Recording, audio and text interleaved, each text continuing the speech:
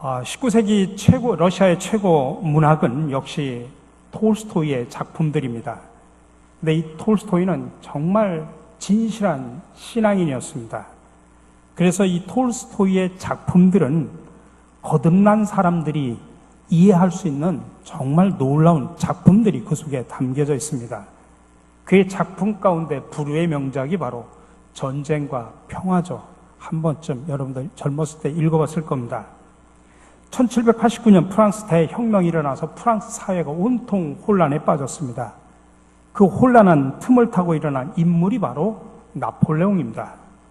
나폴레옹은 프랑스를 장악하고 유럽 전역에 전쟁을 일으켜서 수많은 사람들을 학살을 했습니다. 근데 그는 유럽만 지배한 것으로 만족하지 않고 저 북쪽에 있는 러시아까지 지배하려고 마음을 먹었습니다. 그래서 1805년 아우스텔리츠라고 하는 전쟁이 벌어지게 됩니다. 이때 나폴레옹이 전투에서 끝나고 나서 말한 아주 유명한 이야기가 있습니다. 한 번의 날카로운 공격으로 전쟁은 끝났다. 자기가 한 번 공격을 했더니 전쟁이 끝나버렸다. 그런 이야기입니다. 근데 이 전쟁과 평화의 주인공인 안드레이라고 하는 장교가 그 당시에 지휘관이었던 쿠드초프에게 질문을 합니다. 내일 전투에 나가게 되는데 내일 전투에 나가면 우리가 이길까요? 그러자 사령관은 아니, 우리는 진다. 그렇게 대답을 합니다. 사령관이 내일 전투에 나가는데 진다고 이야기하니까 이 젊은 장교 안드레가 깜짝 놀라서 그러면 우리가 어떻게 해야 됩니까? 라고 묻습니다. 그때 사령관은 이렇게 말합니다.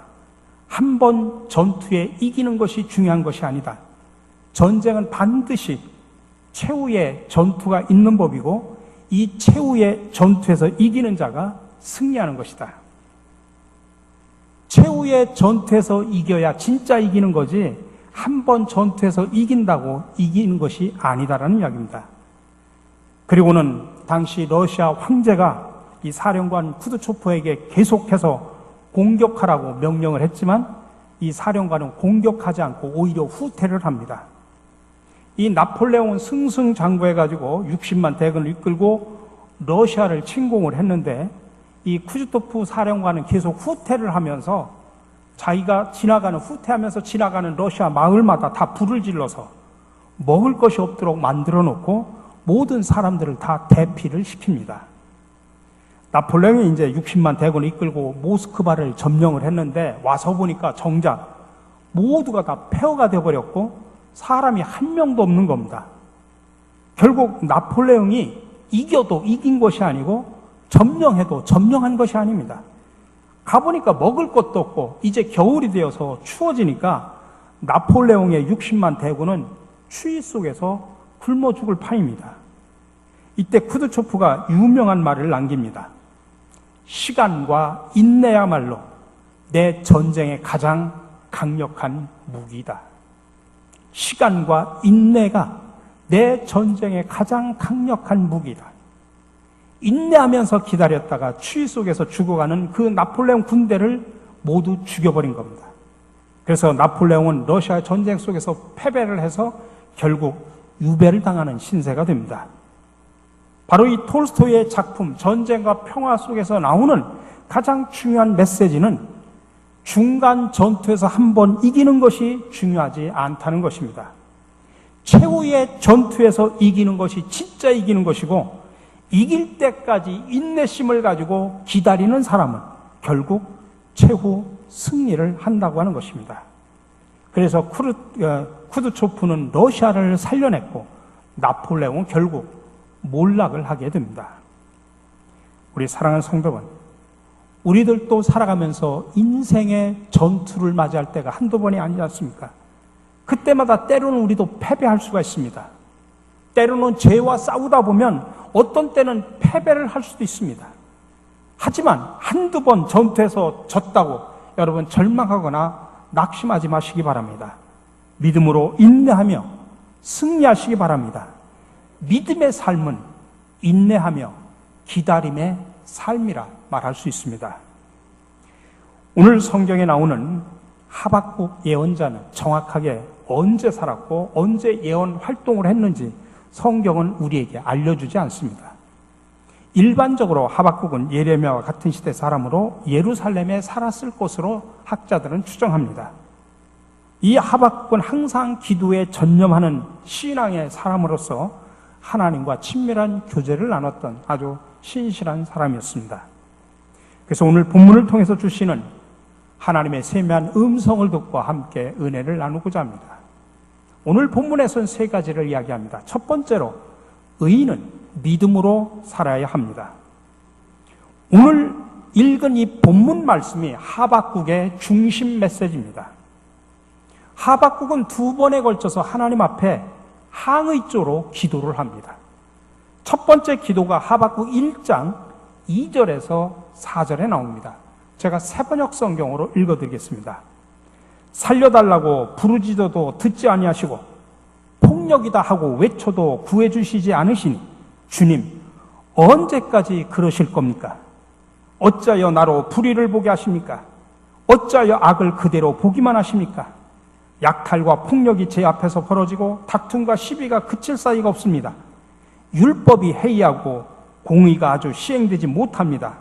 악인이 의인을 협박하니 공의가 왜곡되고 말았습니다. 하박국은 자기가 살던 당시 그 유대 나라의 사회의 이 부조리한 사회상을 보면서 한탄합니다. 그러면서 하나님 앞에 항의조로 기도를 합니다. 하나님은 공의로우신 하나님이신데 왜 이 땅에 이렇게 불의와 부조리와 부패가 가득한데 왜 그것을 용납하십니까? 그 이야기입니다. 이 불의한 사회를 바라보면서 악을 물리쳐달라고 기도를 했지만 하나님은 그의 기도에 응답하지 않았고 또 악을 물리쳐주지도 않습니다. 그래서 예언자는 주님 언제까지 그러실 겁니까? 하면서 하나님 앞에 항의를 합니다. 두 번째 탄원 기도가 그 밑에 13절에서 17절까지 나오는데 제가 13절만 읽어드립니다. 주님께서는 눈이 맑으심으로 악을 보시고 참지 못하시며 패역을 보고 그냥 계시지 못하시는 분입니다. 근데 어찌하여 배신자들을 보고만 계십니까? 악한 민족이 착한 백성을 삼켜도 조용히만 계십니까? 악한 민족이 착한 백성을 삼켜도 왜 조용히만 계십니까? 라고 묻습니다. 하박국은 여기에서 거룩하신 하나님이 하나님의 선택을 받은 유다 백성들을, 물론 그들이 잘못한 것은 사실이고 불순종한 건 사실이지만 그 유다 백성들을 심판하기 위해서 더 악한 백성인 바벨론을 통해서 왜 심판하십니까? 바벨론을 시켜서 벌하신다면 이것은 공의로운 처사라고 말할 수 없지 않습니까? 라고 그렇게 되물으면서 항의를 합니다. 이런 하박국의 항의조의 기도, 탄원하는 기도에 대해서 하나님께서 응답하신 내용이 오늘 우리가 읽은 본문의 내용입니다. 다시 한번 제가 3절에서 4절 하나님의 응답을 새번역 성경으로 읽어드립니다. 이 묵시는 정한 때가 되어야 이루어진다. 끝이 곧 온다는 것을 말하고 있다. 이것은 공연한 말이 아니니 비록 더디더라도 그때를 기다려라. 반드시 오고야 만다. 늦어지지 않을 것이다. 마음이 한껏 부푼 교만한 자를 보아라. 그는 정직하지 못하다. 그러나 의인은 믿음으로 산다. 하나님은 하나님께서 정한 때가 되면 마음이 교만하며 정직하지 못한 사람들을 벌하실 것이다. 그러므로 의로운 사람들은 그런 하나님에 대한 신실한 믿음을 가지고 인내하면서 참고 기다리고 인내하면서 믿음 가운데 살아라, 그 이야기입니다. 하나님이 정하신 때가 되면 유다 나라의 악한 사람들과 바벨론을 하나님께서는 꼭 심판하신다는 이야기입니다. 그러므로 너희는 그런 하나님을 믿고 지금은 힘들고 어렵지만은 믿음을 굳게 가지고 인내하며 기다리라, 그 말씀입니다. 구약에서 이 정한 때의 개념은 주로 여자의 임신 기간의 마지막 때를 지적할 때 사용을 합니다. 창세기 18장 14절에 보니까 하나님은 아브라함에게 하나님께서 정한 때가 이르면 네가 아들을 낳을 것이다 라고 하는 축복의 약속을 해줍니다. 그 말은 임신한 여인이 때가 되면 아이를 낳게 된다는 이야기입니다. 비록 그 시간이 긴 것 같고 오지 않을 것 같이 느껴질지라도 10달이라고 하는 때가 차면은 당연히 아이를 낳지 않습니까? 이처럼 하나님은 하박국에게 일러주신 그 하나님의 때가 당연하게 오게 될 것이라고 하는 확신을 심어줍니다. 그리고 하나님은 하박국에게 그러므로 의인은 그 믿음을 가지고 살아야 된다라고 지금 강조하고 있습니다. 여기서 믿음이라고 하는 말은 단순한 믿음이라고 하는 이야기보다도 헬라어의 원어로 보면은 인내, 성실, 진실 이런 말을 광범위하게 포함한 이야기입니다. 오늘 본문에서 번역을 한다고 하면 가장 적합한 번역은 믿음이라는 번역보다는 신실함으로 번역을 하는 것이 더 정확합니다. 신실함이라고 하는 것은 어떤 환경 가운데서도 그리고 어떤 심리적이고 사회적이고 신체적인 왜곡 가운데서도 우리의 전 삶을 하나님의 손에 맡기고 하나님께서 이루어줄 것을 믿으면서 그분을 의지하면서 살아가는 것. 이게 바로 신실함입니다. 그래서 의인은 믿음으로 산다는 말의 뜻은 하나님의 백성들은 어느 상황 속에서도 끝까지 인내하면서 일편단심 하나님을 신뢰하면서 그분께 성실하고 충성스러워야 된다고 하는 그런 의미입니다. 사실 그렇습니다. 오늘 우리가 살아가고 있는 사회가 바로 이 하박국이 살던 유대 사회하고 다른 게 전혀 없습니다. 똑같습니다. 그래서 우리도 불의한 사회를 바라보면서 이 악을 물리쳐달라고 공의로운 하나님께 기도합니다. 그러나 하나님은 우리의 기도에 응답하지 아니하시고 때로는 악을 물리쳐 주시지도 않습니다. 그래서 우리도 하박국처럼 똑같이 항의조로 하나님 앞에 기도합니다. 주님, 언제까지 그러실 겁니까? 라고 우리도 항의할 수 있습니다. 또한 보십시오. 악한 자들이 오히려 진실하게 살아가는 성도들을 얕잡아보고 무너뜨리기도 합니다. 그래서 우리는 악한 자들이 착한 백성을 삼켜도 왜 조용히만 계십니까? 라고 그렇게 따지고 항의할 수 있습니다. 그러나 여러분, 반드시 기억하십시오. 하나님이 정하신 때가 되면 악한 자들은 반드시 심판받게 된다는 사실을 기억하시기 바랍니다. 그러므로 우리들은 그 세상 속에서 지금 악한 자들이 부유하고 그들이 형통하고 그들이 더 잘 되는 것, 여러분들 부러워하거나 미워하지 말고 항상 진리의 길을 걸어가면서 끝까지 인내하고 일편단심 하나님을 신뢰하며 그분께 성실하고 충성스러운 삶을 살아가시기를 주님의 이름으로 간절히 축원합니다. 두 번째는, 그래서 믿음은 기다림입니다. 어떤 사람이 그런 말을 합니다. 하나님 나라에 가면, 천국에 가면은 분실물 센터가 있는데 그 분실물 센터에 물건들이 차고 넘친답니다.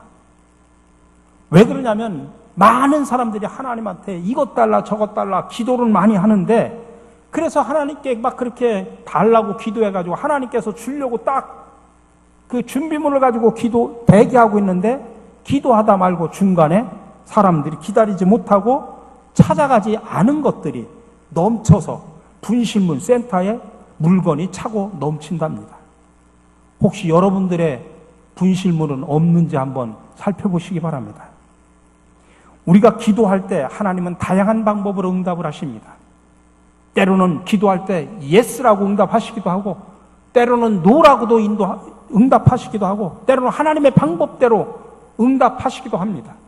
근데 하나님이 기도 응답하는 것 가운데 가만히 보면은 제일 많이 하는 응답이 기다리라 라는 응답이 가장 많은 것 같아요. 그 말이 무슨 말이냐면 하나님은 절대로 서두르지 않는다는 이야기입니다. 구약시대 이 이스라엘 백성들이 하나님 앞에 수도 없이 어느 때까지입니까? 언제까지입니까? 라면서 하나님 앞에 수도 없이 물었습니다.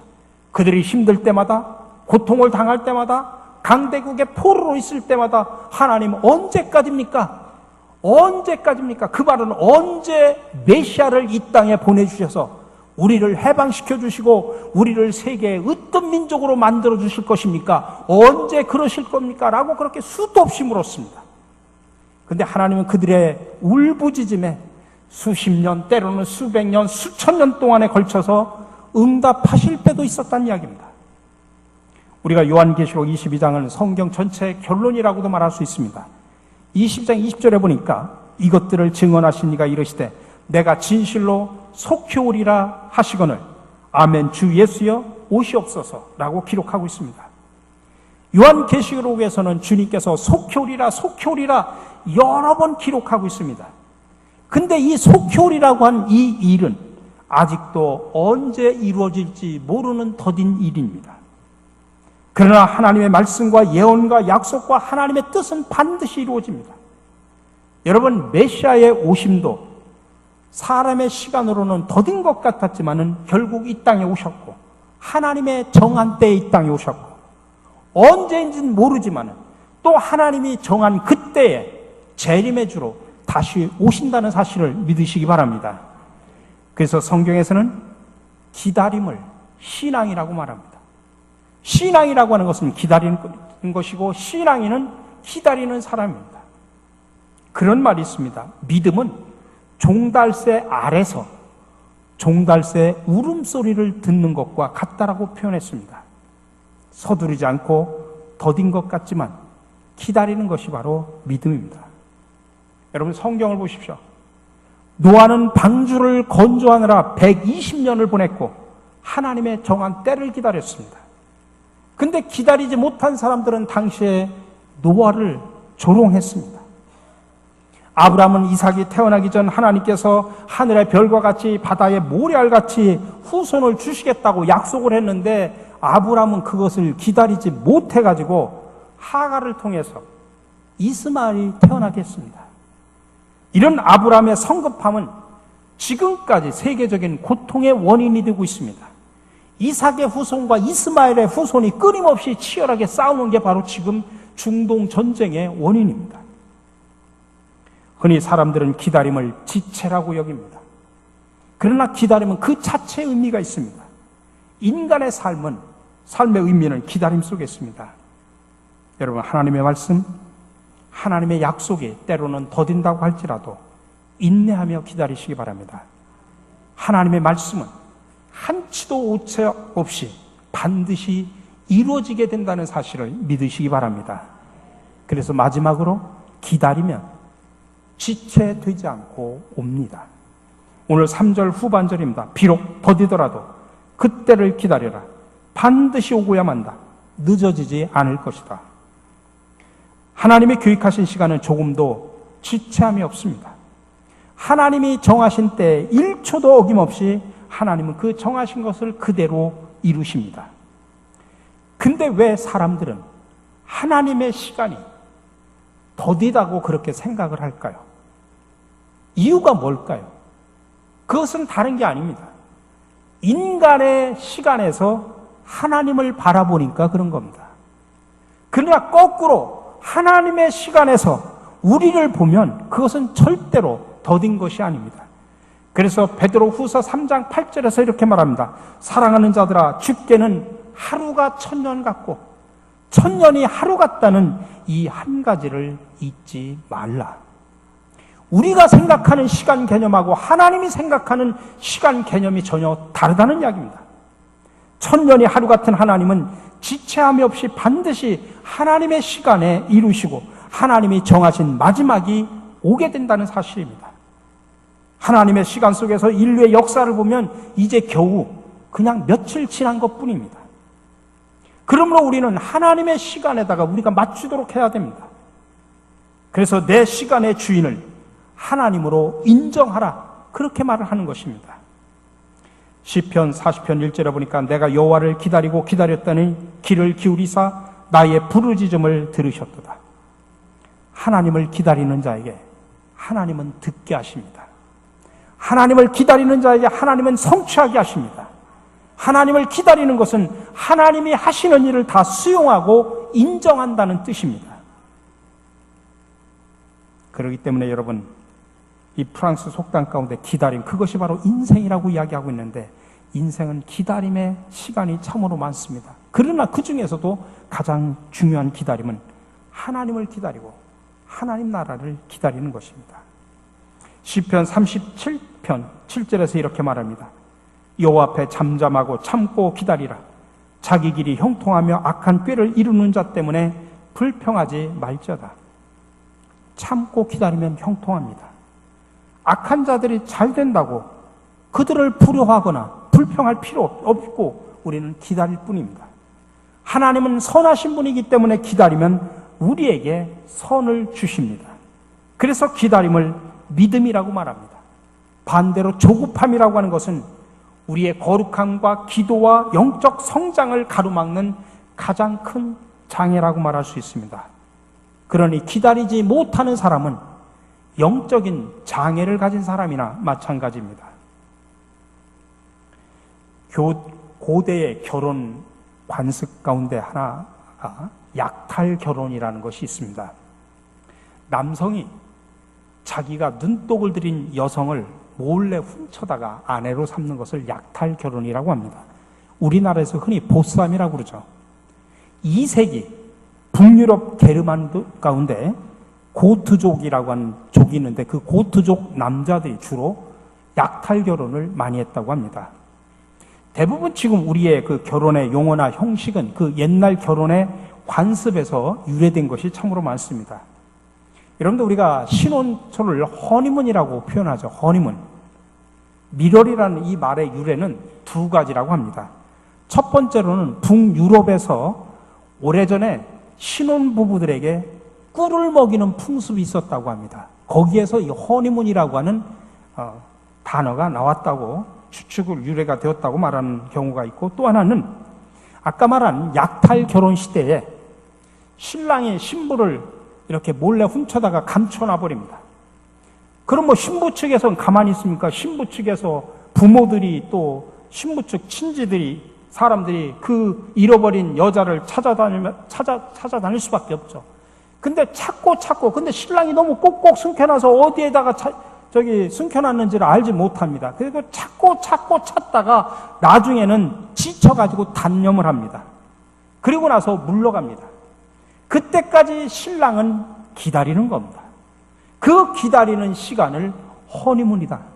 그렇게 말했다고 하는 유래가 있다 이 말씀입니다.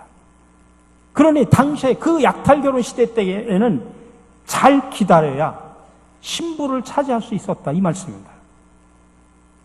로마서 8장 25절 보니까 만일 우리가 보지 못하는 것을 바라면 참음으로 기다릴지니라. 여러분, 하나님의 나라 영원한 것을 여러분 기다린다면 인내하며 기다리셔야 됩니다. 그래서 초대교회에서는 인내와 기다림이 그리스도의 제자라는 증명서라고 하는 그런 말도 있습니다. 참고 기다리는 것이 바로 그리스도인의 신앙적 자세라는 이야기입니다. 우리 사랑하는 성도 여러분, 이제 예배를 마치고 여러분이 저 문을 박차고 세상으로 나가게 되는 그 세상은 아직도 악이 난무하는 세상입니다. 아니, 불의한 자들이 더 활개를 피고 불의한 자들이 더 잘되고 악한 자들이 더 형통함을 여러분들은 눈으로 직접 보게 됩니다. 그러나 여러분 기억하십시오. 하나님이 정한 때는 반드시 옵니다. 그러므로 인내하며 항상 진리의 길, 좁은 길을 걸어가는 믿음의 사람들이 되시기를 주님의 이름으로 간절히 축원합니다. 사랑의 주님, 우리는 살아가면서 불의한 자들, 악한 자들이 더 부유하고 형통함을 볼 때마다 과연 하나님은 살아계신가 하는 의심이 들 때도 있고, 그런 하나님을 향하여 항의를 하고픈 심정을 가질 때가 참으로 많았습니다. 그러나 오늘 말씀을 통해 하나님은 정한 때가 되면 마음에 교만하며 정직하지 못한 사람을 반드시 심판하심을 알게 하시니 감사를 드립니다. 그러므로 우리는 하나님에 대한 믿음을 가지고 인내하며 항상 진리의 길을 걸어가게 하옵소서. 하나님이 정한 때에 이 세상에 오셔서 우리를 구원하시고, 또한 하나님이 정한 때에 다시 오실 재림의 주 예수 그리스도의 이름으로 기도드립니다. 아멘.